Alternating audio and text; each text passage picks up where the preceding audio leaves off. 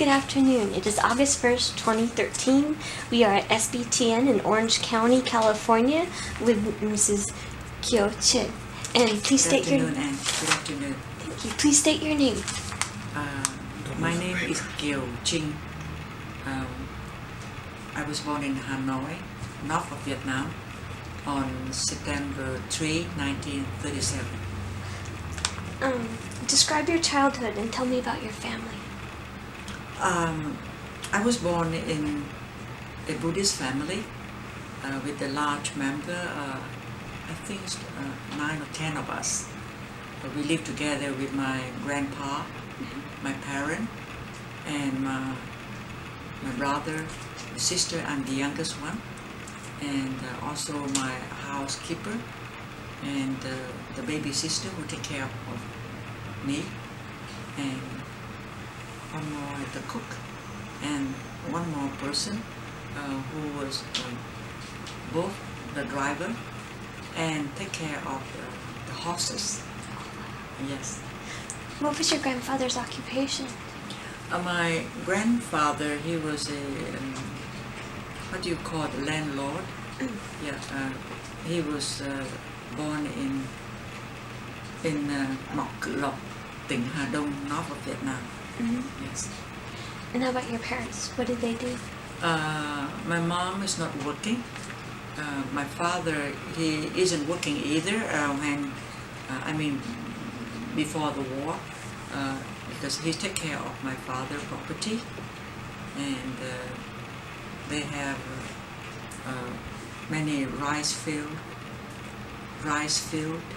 in Hà Đông and Mok Cự Lộc, Chính Kinh, and also hotel in the city. How many horses? Hotel?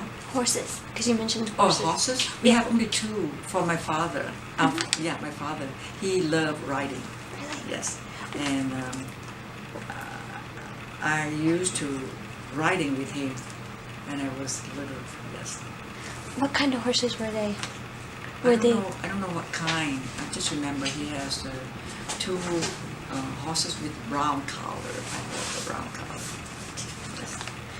So, was there a certain style of riding you did, or you just rode? Saddle riding. Yes. Yes. So when did you fall in love with acting, and when did you decide to become an actress? I did not decide to become an actor. When I was young in North Vietnam, because of my mother died since I was very young, my mother and my younger brother was died due to, at the time that my mom went to the hospital to giving birth to my younger brother. But at that time, the Second World War, 1943 to 44, and the Allies armed forces, the Allies bombing the Japanese occupied North Vietnam, and the bomb hit the hospital, killed my mother and my younger brother. So then I was grown up with, I only know my father. I don't know much about my mother. How old were you? I think I was 6 at that time. 6, yeah. How would you describe her? I describe her as, I remember her with a very long hair. That I remember every time that she washed her hair, she had to stand on a tool and to have the baby sister comb her hair because it's so long, and then she had to sit on the hammer and dry her hair. And I also remember that she loved garden because at the home we have in Kim Ma, we call Kim Ma Sa Cha. Kim mean golden, Ma mean horses, golden horses, ranch. That's where we live. So we have garden, and she loved flower, with all kind of flower and fruit trees. And I saw her so many times in the garden. And the last time I remember her well, it was when I was young, I'm very afraid, scared of the siren of war. Every time that the airplane coming, and you know, siren, is that correct? Yeah, the sirens, the air raid Yeah, sirens. the siren give you the hint that the airplane is coming. And so right away everybody go to the shelter. We have a shelter in our backyard. And the only last time I remember is my mom holding me very tight in that shelter. And at the moment that we hear all the bombing around, because we live at Kinma, and right in front of the hill we call Mubo, right in front of the hill where the Japanese are occupied. And that's why when they bomb the Japanese, so we from our house we can hear so close. And I remember that my mom held me real tight in the shelter, and I look at her and she was closing her eyes. That was the last image I remember of her. Now, how would you describe your grandfather? I love my grandfather because of, after that in 1945, at the time that the starvation occurred in Hanoi, then my whole family have to evacuate from the city to the village of my grandfather in Mok Lok. So then I live with my grandfather, and I remember his house with the golden fish pond. I remember from the backyard, it's a huge yard that, and after the yard we have many little house for those who work for my grandfather, take care of the rice field. They live there, and in the backyard, my brother and my sister and myself, we used to play with all the I don't know how to say, with all the thing that you make rice. Like the tools to make it into Yeah, all like the flour, tools, or the all cooking? the tools you make the rice and dry and on the ground. I think I don't know how to say that in English, but Like the threshing mats and all that? yes. And I remember that house with the big pond in the back, with the lotus flower, and I love my grandfather's village. I remember my father was a very handsome man. He is a handsome man, very artistic. He also loved poem, and since my mother died, the house is too big for him, and he used to have a kind of, we call salon the poem, because of most of his friends, they are poet, like poet Đinh Hùng, the author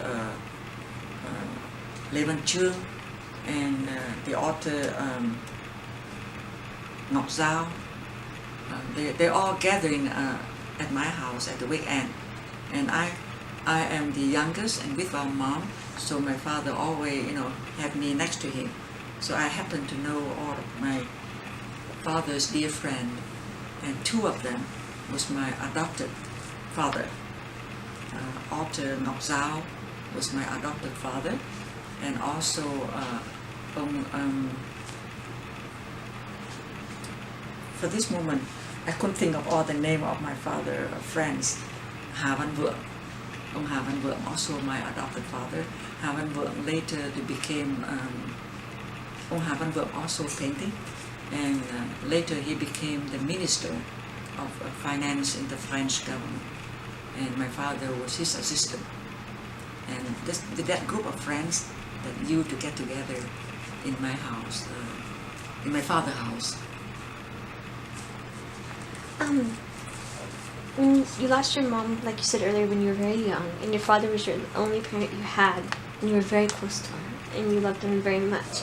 So tell me about the difficult decision to journey by yourself alone to South Vietnam in 1954 under the Operation Passage to Freedom when a lot of people left North Vietnam.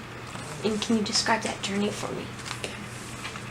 Actually, I did not decide to leave the North alone. Okay. In my family, since my father died,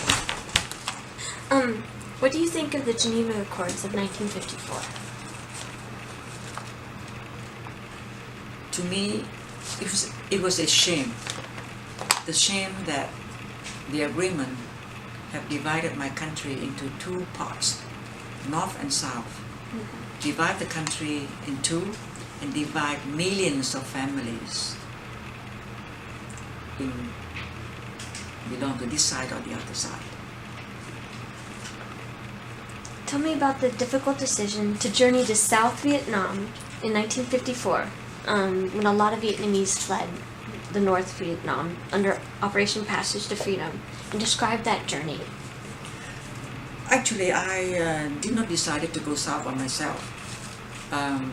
My father, at that time, he was the assistant of the Minister of Finance, Mr. Havenberg. And my father had the right to evacuate the whole family with Mr. Havenberg family. But at that time, since my mother died, our three siblings, my brother, my sister, and myself. My sister was married at that time. She left with her husband family to live in France. So at home, left only three of us, my father, my brother, and myself. And my father prepared us to evacuate to South together. But the night before our leaving the North, my brother, at that time, he was 18 years old. He decided to join the we call student revolution. So he left home to go to the jungle to join the revolution.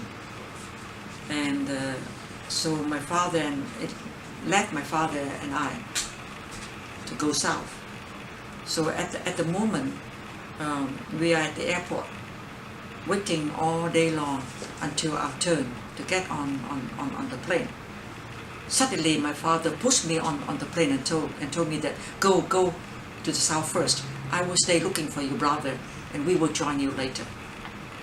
So that's and you know the panic at that moment. Thousands of people pushing each other.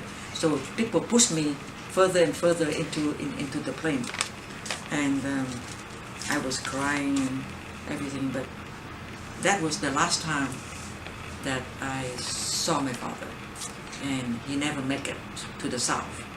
So I became a refugee within my own country, by myself in the South Saigon. What was your life like in South Vietnam? You know, at that time, 16-year-old is not like 16-year-old nowadays. Never leave home by myself, very scared. I stay in the refugee camp in Saigon, where I met a dear friend of my father, who was also on the same flight, south, and then he allowed to bring me to his family, so I can stay with his family and waiting until my father could join me to the south. So I stayed with my father's friends and waiting for, because when the north and the south divided into two parts, they allowed 300 days to close the Haiphong. So there is still a hope that many North Vietnamese, they cannot leave at the time. They still can have 300 days to go to the port of Haiphong to go to south. So during these 300 days, I was staying with my father's family, waiting, hoping that my father could join me, but he never made it. How did life in South Vietnam compare with life in North Vietnam, where your father and brother remained? After the door was closed, I don't know. I don't know what kind of life my father has, or the rest of the North people, or the people who's living in the North. I don't know. But there's no way to compare of the time before I left North. The happiness, the family together, there's no way to compare. But I don't know what happened after that, when the door was closed and when the bamboo curtain closed, and I have no way to communicate it with my father or to know how his life was and the rest of the people in the North. I don't know. What did you think of the U.S. involvement in Vietnam? Well, this is a big question. It takes hours to answer this question, but I can say briefly, to my point of view, the American involved in the Vietnam War is not only involved in North and South Vietnamese, but to me, in some point, it's because of communist and non-communist world. The world of communist and non-communist is not for Vietnam only. It's involved the Chinese, Russia. What do you remember most about the war? Painful. People die. Men, soldiers, of course, but also civilian, children. That's painful. In what ways did the war affect you and your family the most? Was there a lot? I lost my mother, my brother lost my father, the family separated. I lost my youth time, just like millions of other Vietnamese. War is the ugliest animal, dangerous, ugliest animal to me. Describe your second journey to freedom in 1975. What was similar and different compared with your first journey in 54? This is two different times. 1954, when I left Hanoi to Saigon, to the south, I was only 16, young, knowing nothing. I have no responsibility for family, but only the loss of my father, the love of my father. But 1975 was different.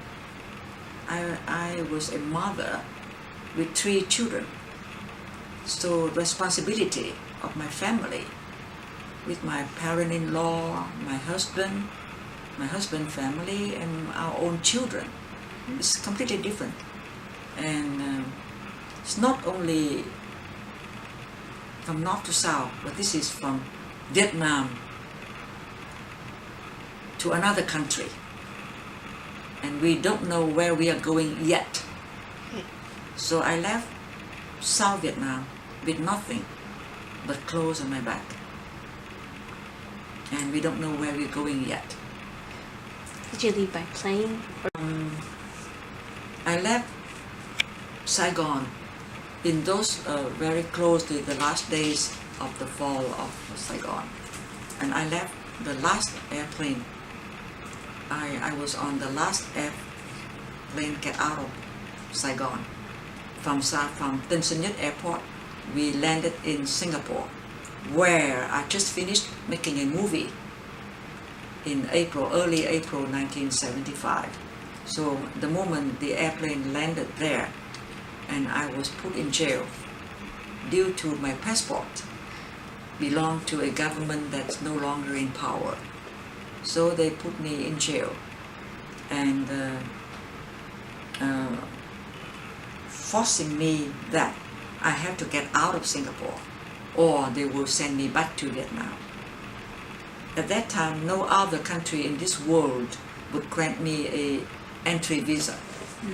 So with the help from the former ambassador of South Vietnam and the people that I was just finish a movie with, then I was able to have an airplane ticket to go around the world, hip hop on the air, waiting until, because I was learned that they told me when I became a passenger on the plane that if the country fall into communism, then I would become a refugee of that country wherever I landed. So I left Singapore. From Singapore, I go to Bangkok, Thailand. From Bangkok, I go to Taipei. From Taipei, go to Hong Kong. No, Hong Kong first and then Taipei. Taipei, I go to Korea. From Korea, I go to Japan. From Japan, I go to France. From France, I go to London. From London, I go to New York. And from New York, I flew to Canada. And it happened that I landed in Canada 6 p.m. on the 30th of April, where I learned that Saigon had fell into communism, and I became refugee in Canada. So, your husband and your kids, were they with you or did they come later? Yes, very fortunate that I learned it at the country where my children are. The story go backward a little bit. Before 1975, my children, due to my family, my own sister live in France, and my sister-in-law live in Canada.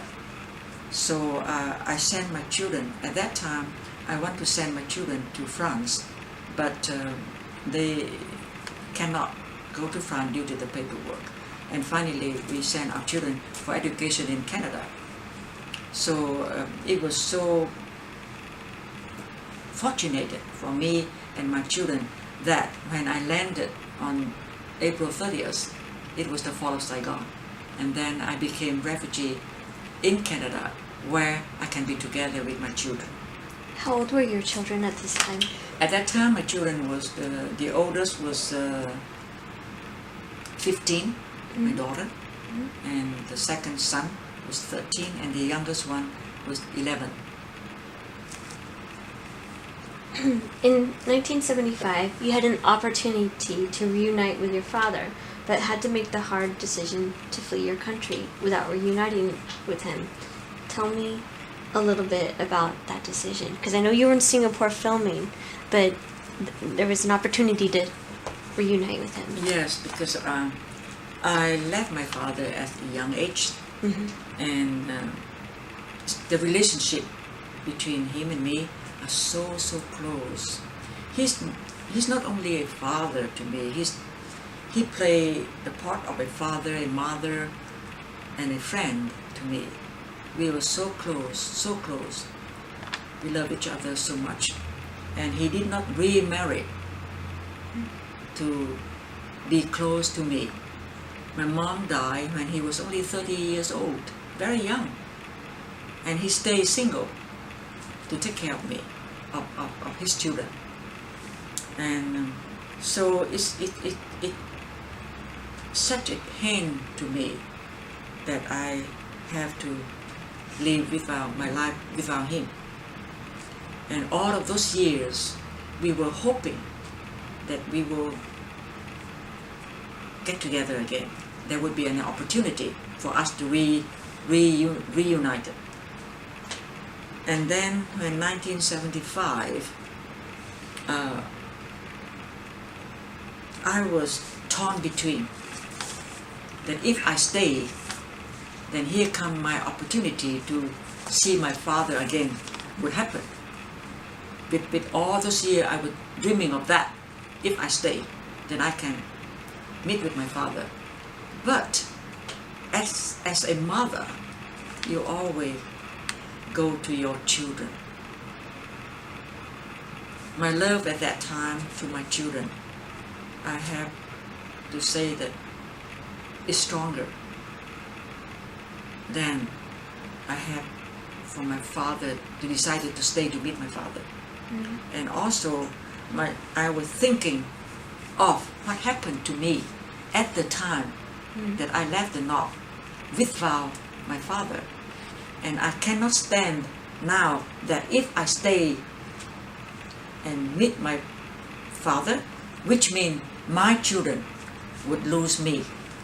And I think back of what happened to me at the time that I had to live without my father. And so I decided not to let that happen to my children. So that's why I left Vietnam to go to my children. How and when did your father pass away? And when did you find out about the bad news? Since 1975, I don't know what happened to my father because we cannot communicate it. Only one thing, lucky that my sister lived in France, in Paris, and her, from time to time, she can write to my father, but only a short, like a card, not a long letter, just like a card to say that how are you, or I'm still alive, or I get married, or I have so many children, blah blah blah blah. Not much informations. So through my sister, information that she gave to me, I only know that my father is still alive.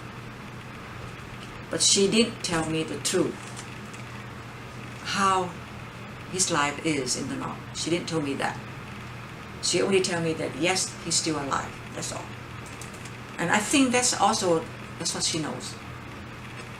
Until 1978, I received a telegram from my sister in Paris, told me that my father passed away. How? She doesn't know. I don't know. I only know that 1978, that he passed away. Until, I only know how, until 1995, when Vietnam lifted the embargo, that people can go back to Vietnam. And I myself went back to Vietnam in 1975 for the first time after 20 years of the war ended, and after 41 years since I left Hanoi, not Vietnam. I went back in a position that I was the founder and co-chair of a charity organization called the Vietnam Children's Fund. My co-chair was the journalist Terry Anderson. So Terry Anderson and I, we went back to Vietnam. Our organization is to build schools, elementary schools, donated to the poor children in Vietnam.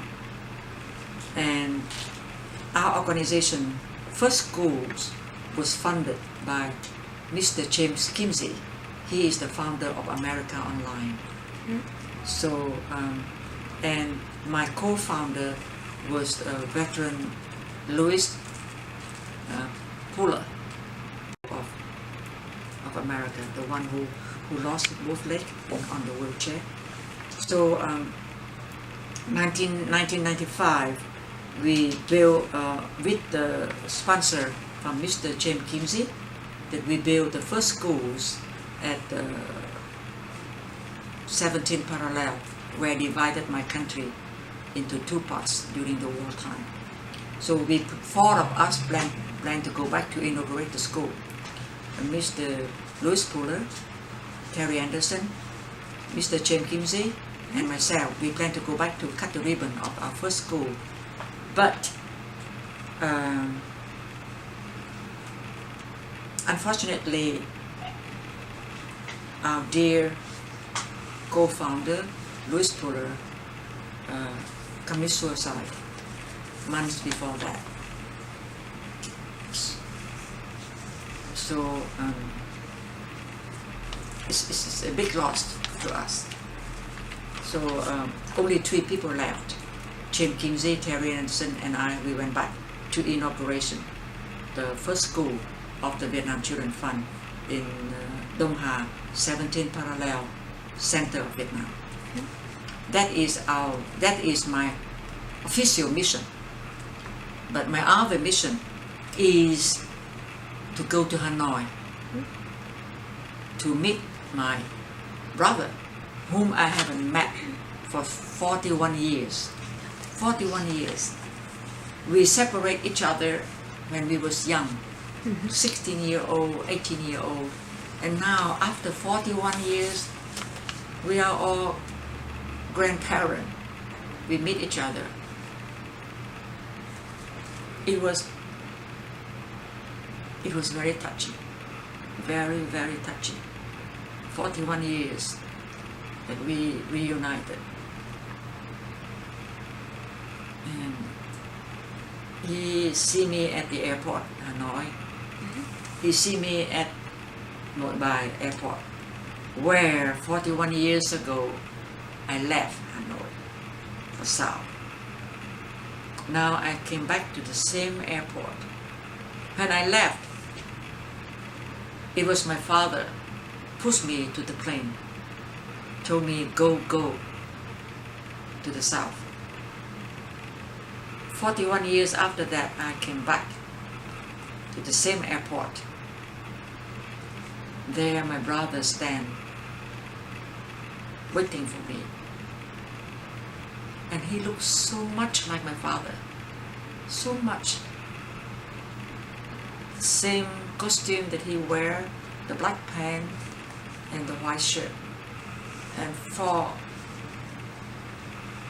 one quick second, I flash back the image of my father, the last time that I met my father. Anyway, it was very touchy, so that my brother and me, we reunited after 41 years of separation. What was the question again? I forgot. What else after that? Yes, the return to Vietnam. Oh, yeah, because we were talking about your father passing away and when you found out about the bad news and how he passed away. Yeah, I'm sorry, yeah. And from there, from that meeting, that I learned what life my father has since I left and how he died. So I learned that my father was kept in prison for 7 years because he worked for French government. So he was in prison for 7 years. And he was released due to his sickness. He can't live any longer. He has a very, like, what do you call, diarrhea? Yeah, he had like dysentery and like a cough. No diarrhea. Oh, just okay. like diarrhea, blood to blood diarrhea. The food, he cannot keep his food in his Stomach. body. Yeah. So they release him. And you know, at that moment, at that timing in North Vietnam, only good citizen would have the ration, the card to buy food. We call like C ration card, something like that. Yeah. So my father was a prisoner. Of course, he's not a good citizen, so he has no card to buy food. So he became a beggar on the street until he died.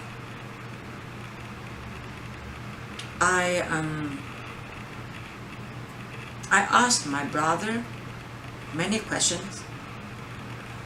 How he lived in prison, and where were you? And my brother answer was, I was in the prison myself too. So that's how I learned that my father died in that painful situation. Do you know what year? I don't know. Do you know what year he passed away? 1978. 1978. And what years was your brother in prison, and for how long? He was in. I left 1954. My brother told me that 6 months after that, they kept him in prison for 7 years. What years was your father in camp, and what year did he pass away? I don't know.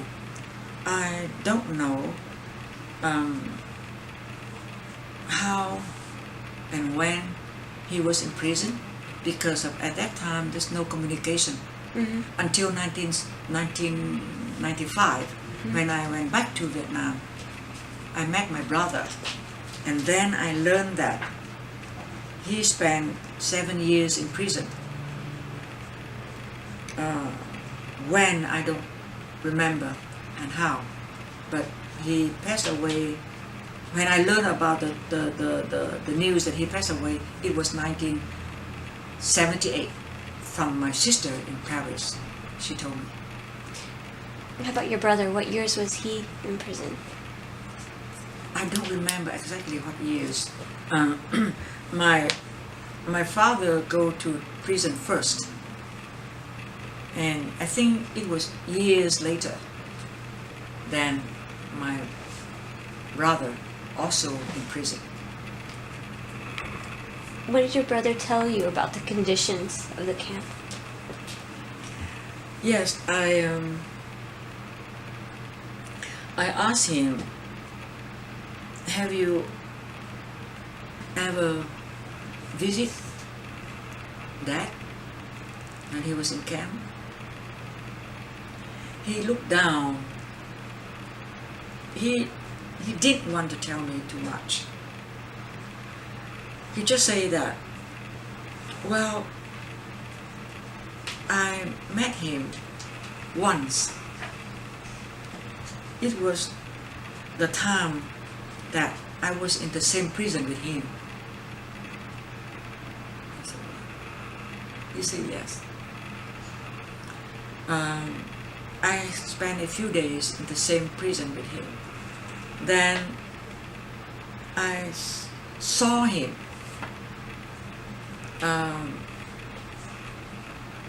doing, I don't know how to say that in English, doing the bamboo. My father job in the prison, he had to do the bamboo to make basket, to put the bamboo to make basket, and his hand was all cracked because he had to separate the bamboo to make basket. And then I asked my brother, so what is your job in prison? He said he has to make many in a huge pot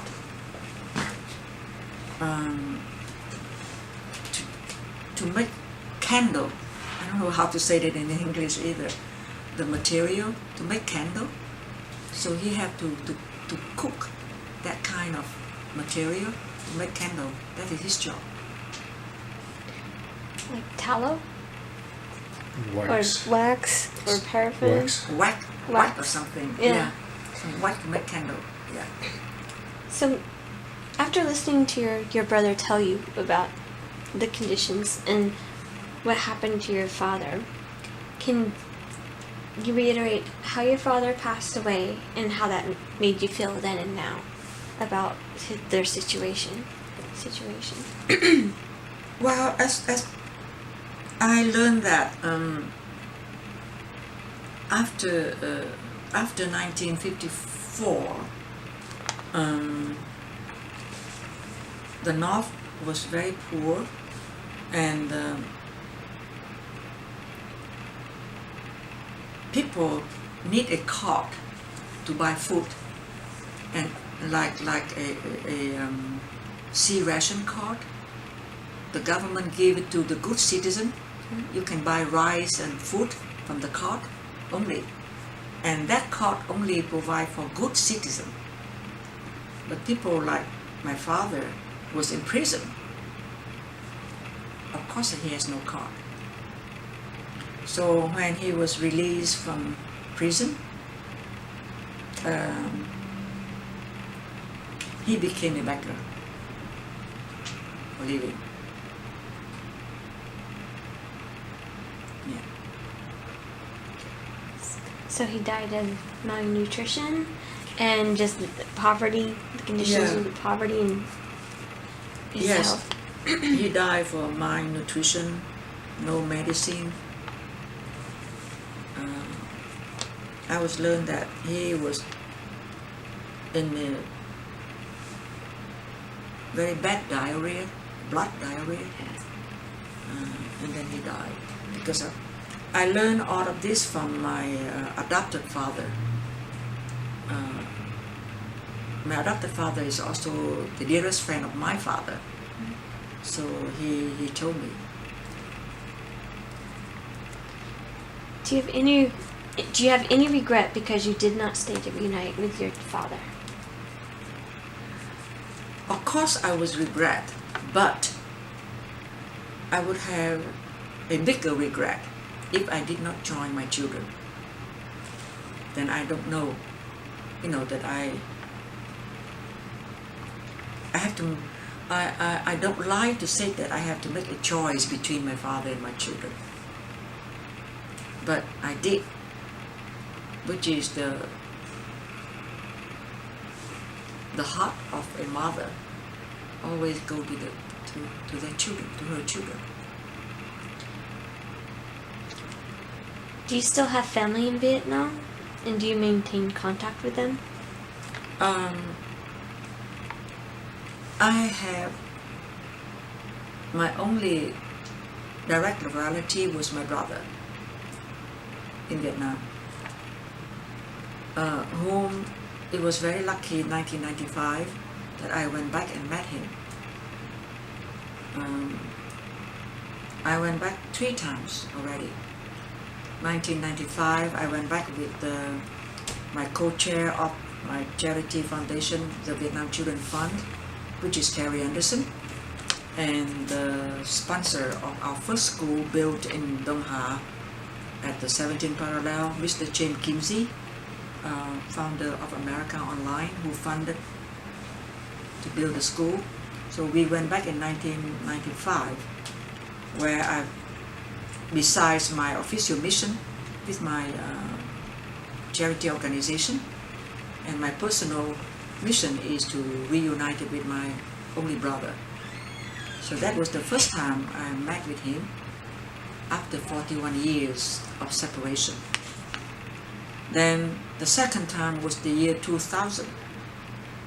I went back to Vietnam one more time to inaugurate schools which my foundation built in my own village, which is my father's village, Mộc Cự Lộc, tỉnh Hà Đông in North Vietnam. So I went back and we built a school with my grandfather. On my grandfather's land, there was a school that built by the Vietnam Children's Fund. And the third time, it was the third time I went back to Vietnam. It was the year 2004. I went back again with Terry Anderson. And we inaugurate the school that we built for former U.S. Ambassador Pete Peterson in Haiphong, Hải Phòng. I went back at that time, and that was the last time that I met my brother, because he passed away after that. So, and since then, I haven't been back to Vietnam.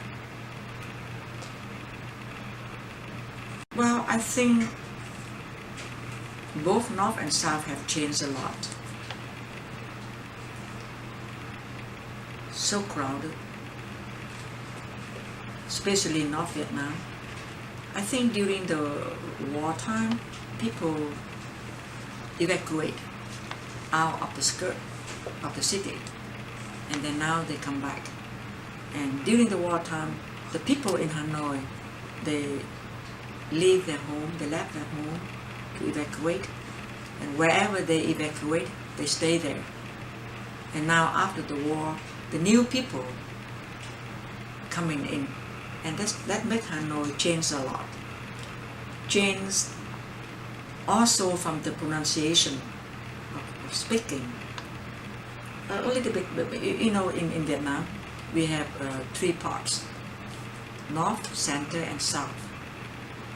We speak one language, but the way the pronunciation is a little bit different. And so now Hanoi have a little bit different the way they speak, the pronunciation, than the original Hanoi before 1954.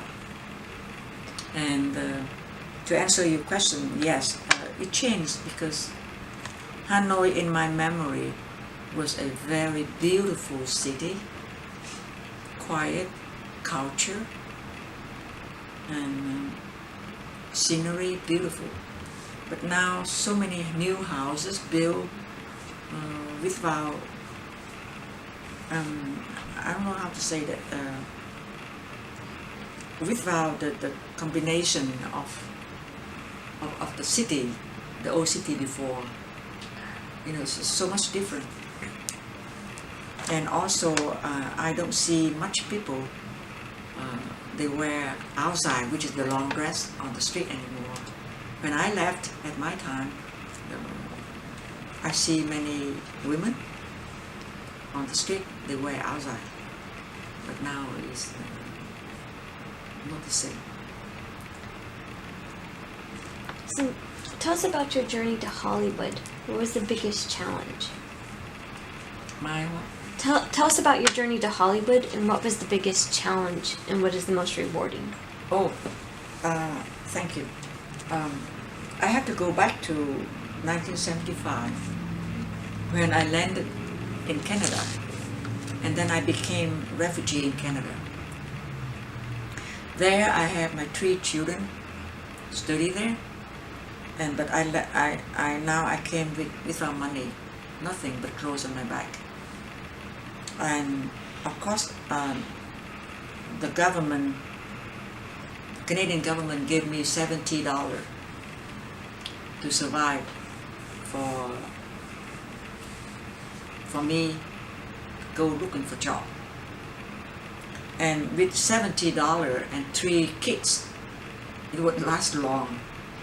So I went to they call Welcome Home to pick up old clothes for me and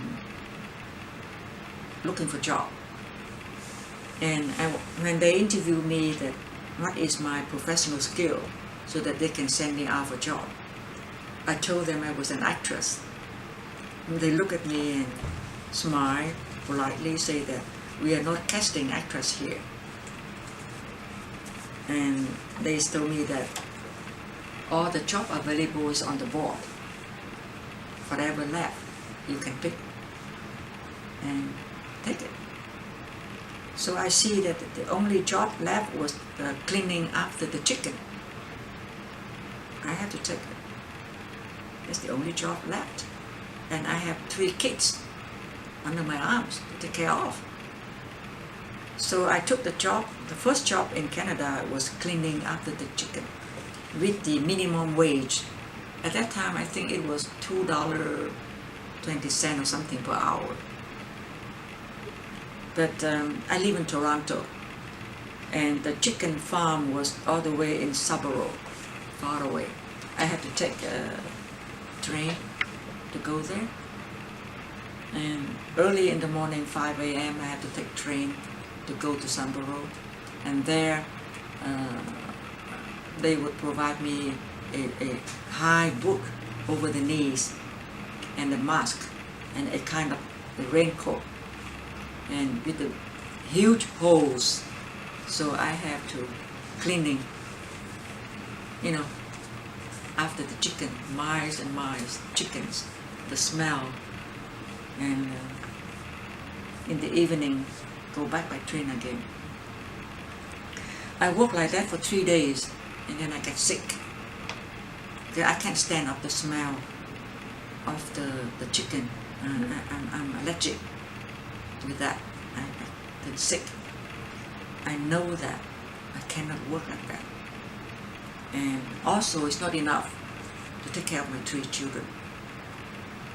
So with a few dollars that I have on hand after 3 working days, I call people that I know of from Hollywood before. People like William Holden, whom I have met many times in Asian Film Festival in Hong Kong, like Mr. Clanford, whom I met when Mr. Ford went to Saigon, and he was guest on my TV talk show. And people like Mr. Danny Kaye, and Burt Reynolds. He was my leading man on one of my very first American movie, the movie titled CIA Operations, that Burt Reynolds was my leading man. So all of these people, they gave me their phone number. And also actress Tippi Hedren, whom I met in 1965 when she went to Vietnam through the USO tour with many other celebrities from Hollywood. They went like Bob Hope's show to entertain the soldiers during the wartime. So Tippi Hedren was guest on my show. I have a talk show at that time. And so all the dollars I have, the first person I called was William Holden, and they told me, his agent told me that Mr. Holden is somewhere in Europe, go hunting, somewhere in Europe. He's not in town. The second person I called was my leading man, Burt Reynolds, but I cannot talk to him. I only talk to his secretary or something. They just say that he's not available. I try to explain to him that this is very important about life and death. Please let me talk to him. That I was his leading lady in the movie blah blah blah. But I never have the opportunity to talk to him. So, and then I call Mr. Clanford. He doesn't pick up phone. So with my last dollar, I called the person I met only once, whom I do not expect would remember me. It was Tippi Hedren. And here she picked up the phone. And I was crying. I said, Tippi, this is Kiu Ching from Saigon. Remember, you was guest on my show. We met 1975. She said, she cried, and she said, of course, Ching, of course, Ching.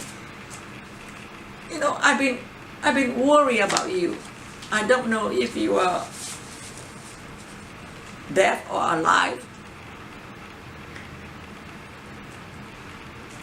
And we both crying, and she keep telling me that, okay, stop crying, tell me where you are and let me call you back because I'm running out of, I keep yelling. I said, help me, I'm running out of money. I have to hang up the phone soon. Help me. She said, okay, give me your phone number and where you are. I will call you back. Let me call you back. So she got all the information. She called me back. And right away she said that, stop crying. Don't worry too much. I will take care of you. And 3 days later, I received a telegram that Food for the Hungry, whom Dr. Larry Watt was the president, and Tippi Hedren is vice president of Food for the Hungry, inviting me as an actress celebrity come to Sacramento to welcome my fellow citizen at the time that Food for the Hungry has sponsored 5,000 Vietnamese refugees to come to Sacramento.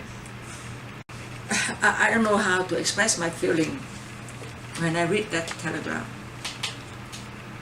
I was happy, touched, sad, everything. For the first time since I left Saigon, that was the first time that I remember that I was an actress. The telegram is just for formality, for paperwork, so that I can come to America for paperwork as visitor.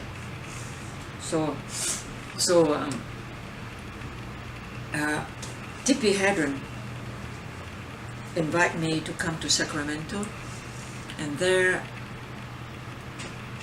I was helping her, helping my own people, refugees.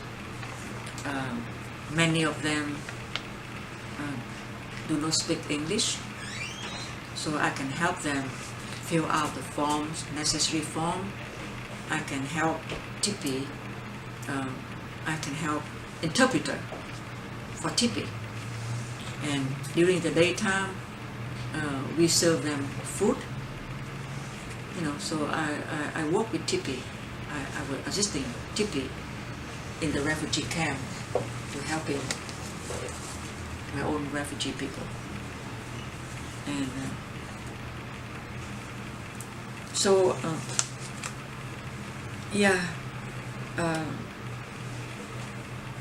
Tippi sponsored me first.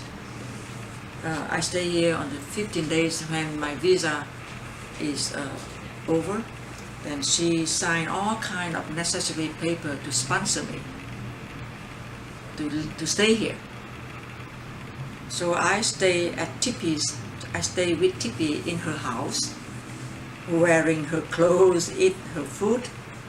I staying in her daughter rooms, whom is actress Tippi, Melanie Griffith. I stay in Melanie Griffith room, and I stay with Tippi until the paperwork is complete, and then Tippi helping to bring all my children from Canada into the United States. Yeah. So now my family is united, that we are all living in the United States. What year were you reunited with them? Yes, when Tippi signed all kind of necessary paper for me to be able to stay in the United States, and then she sponsored the rest of my children, my family, the rest of my family from Canada to here. So now we are all living in the United States. How many films did you star in Vietnam and in the U.S.? The beginning, how could I work in the United States? I was very lucky. At the time that I was staying with Tippi Hedren, living in Melanie Griffith's room, where I have the opportunity to meet actor Don Johnson. At the time, Don was friend with Melanie, and it was Don Johnson helping me. How should I say? I have to go back further. And after that, actor William Holden returned from Europe. He got my message that his agent told him that I was looking for him. So it was very kind of Mr. Holden. He sent me the biggest bouquet of roses that I have never received in my life, with a kind note saying that, "Welcome to America. Make this land your home." I still keep the card. And then we talked on the phone. I told him that I need a job.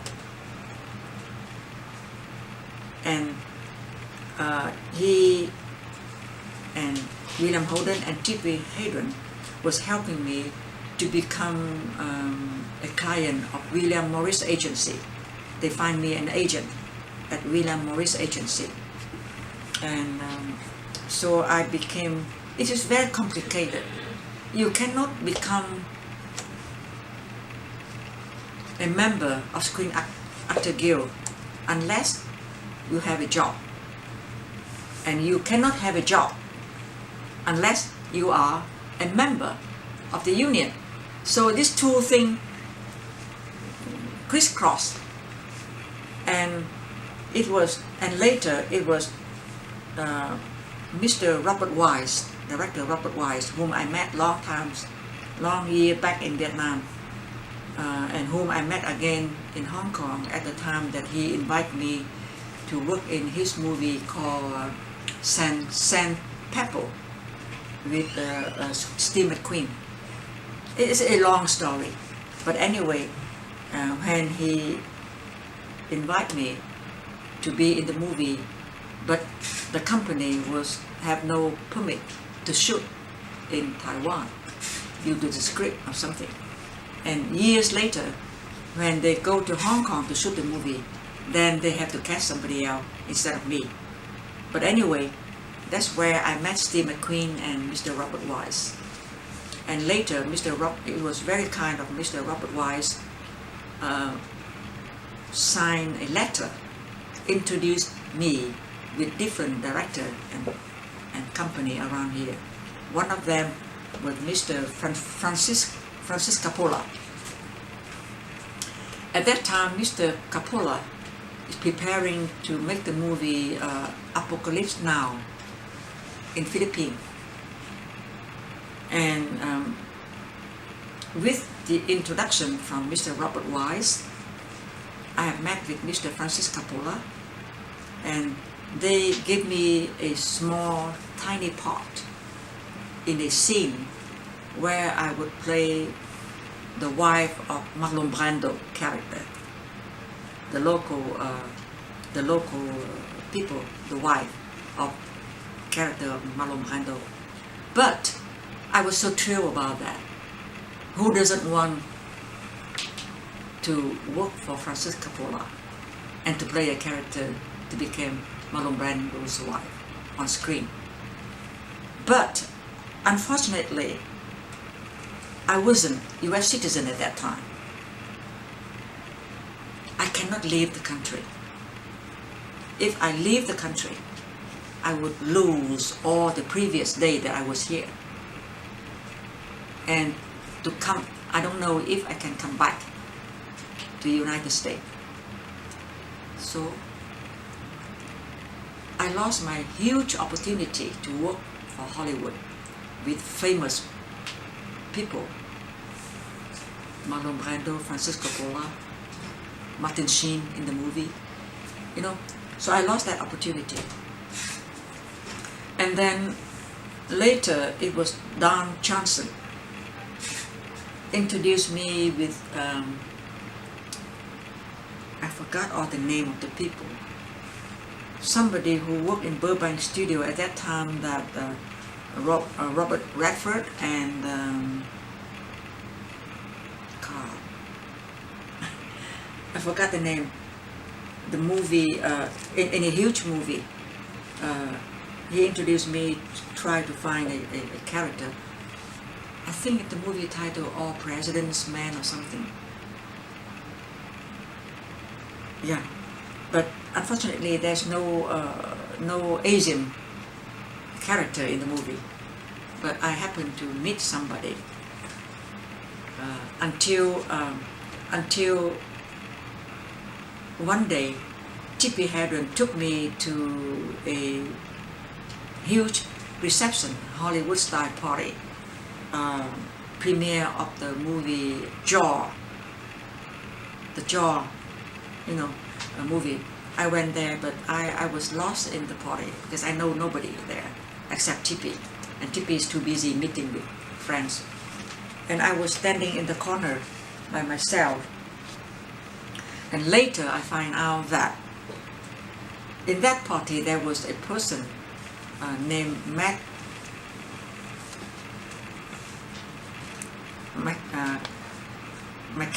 Mr. McCabe. He was the executive producer of the show MASH. Yeah. He saw me standing in the corner somewhere by myself. He might ask somebody who was that lady, and somebody told him that I was a well-to-do woman and actress from Vietnam. So somehow he has that image in his mind. Later he talked to Alan Alda. When Alan Alda wrote a script in Love and War, and there was a character, Seong character, a Korean woman who came to MASH seeking for medical, that whom she met Hawkeye, the character that Alan Alda played, and they fell in love. And but later she has to go back to her people, the Korean people, and they separated. So that was my very first character that I play in MASH, the love of Alan Alda. Thanks to Mr. McCabe and Alan Alda that I have that. That was my great opportunity to be part of that show that I admire very much.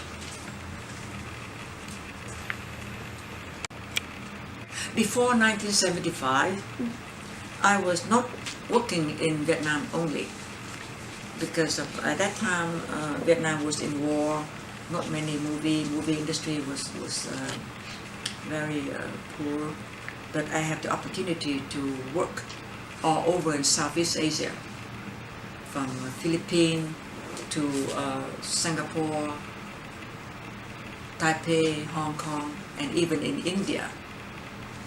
And I also worked in a few movies, American movies, but shot on location in Vietnam and in Southeast Asia. 1963, I worked with Marshall Thompson in the movie called A Yankee in Vietnam. And 1964, I worked with Burt Reynolds in the movie called CIA Operation, supposed to shot in Saigon, and then the coup d'etat happened in 1964, so the whole company had to move to Thailand. So we shot that movie in Bangkok. And then I worked in a few Philippine movies in Vietnam, Tây Ninh, Vietnam, as well as in Philippines. And then I worked with the Thai company in Bangkok, and I worked with Chinese company in Taiwan, and I worked with the American movie but location in India.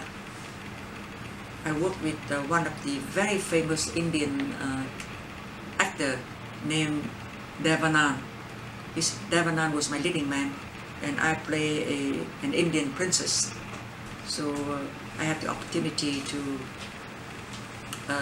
stay in India for a while and travel all around India from Udaipur, Chaitapur,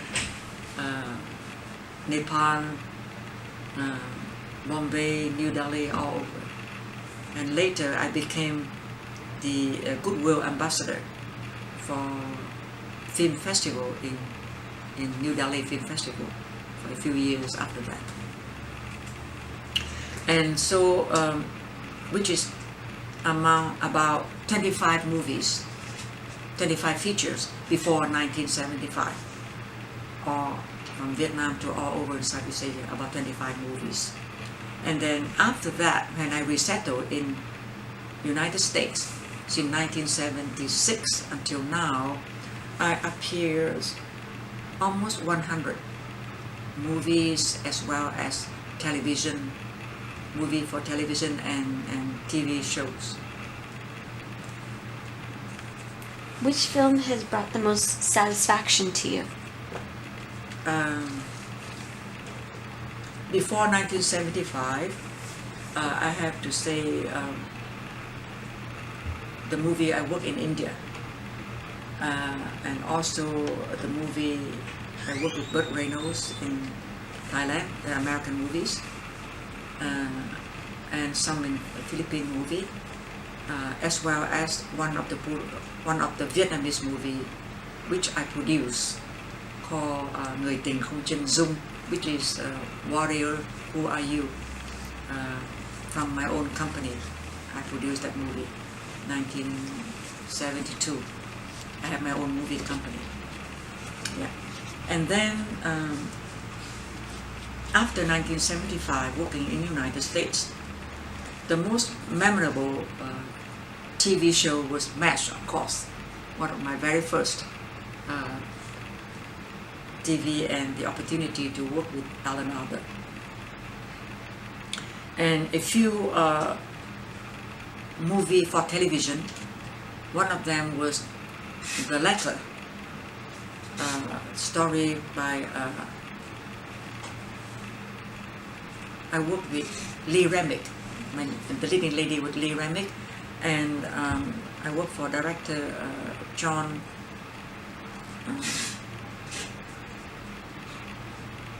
Kerr. Yeah. And then many more later, one of them I had the opportunity to work for director Franklin Schaffner in the movie called Welcome Home, and my leading man was Chris Christopherson, and the movie is shot in Indonesia and United States. And then many more movies like The Girl Who Spelled Freedom. I play a Cambodian wife of Chris Christopherson. And I have to say that the most memorable and recognizable was the movie The Joy Luck Club, story by Amy Tan and directed by director Wayne Wang. Yes. Okay. Besides being an actress, you also devote much of your time to humanitarian causes. What is the most significant? That I have people like former veteran Louis Poller Jr., journalist Terry Anderson, and we formed and some more friends, we formed the Vietnam Children's Fund. Our goal is to build 52 schools donated to 52 villages in Vietnam that in the area has been most damaged by war. So we start our association in 1993, and 1995 we were able to build our very first school funded by Mr. James Kinsey, founder of America Online. So 1995, James Kinsey, Terry Anderson and myself, at that time Louis Poller had passed away, and we inaugurated the first school built by VCF, Vietnam Children Fund, right in the center of Vietnam, the 17th parallel, where divided my country into two parts during the wartime. And until now, with the kind donors that the VCF was built 49 schools already. 49 schools all over in Vietnam, from north to center to south. And those 49 schools was room more than 30,000 children already. And we hope that we still able to meet somebody helping us to complete our goal to build 3 more schools. And that I would be very, very happy that my dream come true about the goal. I would like to take this opportunity to say thanks to all the donors and helping us to build schools, to help education for the children that who are at location that no schools or school was damaged or things like that. As an actress, you have played in and watched many films about the Vietnam War. In your opinion, did these films reflect the truth about the war? If so, can you name a few? I think it is very difficult to make a movie that, like you say, the truth about the war. How can anybody make a movie about that war and the truth about that war? Of course, we all know some famous big movie produced and directed by Mr. Oliver Stone, like Born of July 4 and Full Metal Jacket. Full Metal Jacket, We Were Soldiers. Yeah, it's just only a little bit of part here, little part there of the war. I'm still hoping that talking about Vietnam is not about the war only. I still hope that somebody would do a movie about Vietnam that included its people, its culture. Because those movies that we mentioned earlier, it's just about soldiers, war, killing, barbed wire, blood. I don't see any culture, people in those kind of story. So I hope that someday somebody would do a story about Vietnam. I said about Vietnam. Of course, it can be including war, but don't have to be war and soldiers. I still hope so. Or were you thinking of Platoon? I beg your pardon? Earlier when you were trying to name the movies, were you thinking of Platoon? Yeah, Platoon, that's right, I can remember. Mention Mr. Oliver Stone. Yeah. He made Platoon, Born on July 4, Heaven and Earth. Yeah. And and even Apocalypse Now. Yeah, because you were the head of the Vietnamese American Heritage Foundation delegation to Guam in 2006 to receive the records of the evacuation of Vietnamese refugees in 1975. Can you share your thoughts and feelings about this trip? Yes, it was very emotional and wonderful that I was able to join the group of Miss Nancy Bui and her foundation, the Vietnamese American Heritage Foundation.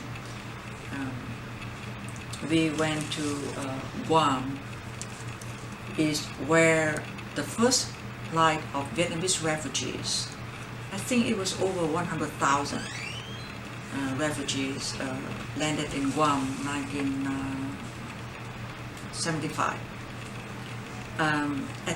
You know that at the time that many refugees came all over, came Fullerton, Camp Pendleton, Guam, Fort Chaffee, all different places, but not many documentary had made about those very panic moment.